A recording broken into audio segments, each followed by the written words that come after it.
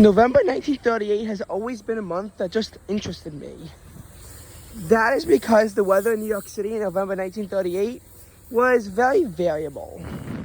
And why do I say it was very variable? Well, here's the main reason why I say it was so variable. Because in 1938, November had a balmy beginning with several days hitting the 70s early on in the month. It reminds you of the balmy beginnings of November in, say, 2015 or even last year, 2022, where it was very warm to start off the month. November 7th hit a high of 78 degrees, and that is why Central Park could not set a record high on November 7th, 2022. The low that morning was also a balmy 63 degrees and came during a streak of balmy lows in the 60s.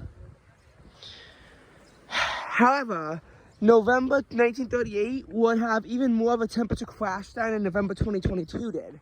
As you might remember, November 2015 became the second warmest November on record and the warmest at the time, whereas November 2022 was forced to settle for 13th place due to a wave of cold air mid-month. For an 8-day stretch between November 14th and 21st, only one day managed to make its way into the 50s. And speaking of, 2022 became the second latest date for a temperature in the 30s in Central Park when it happened on November 14th. The latest was in 1938 when it occurred on November 15th.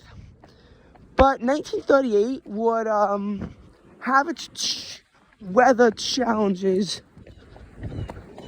during the month of November as well.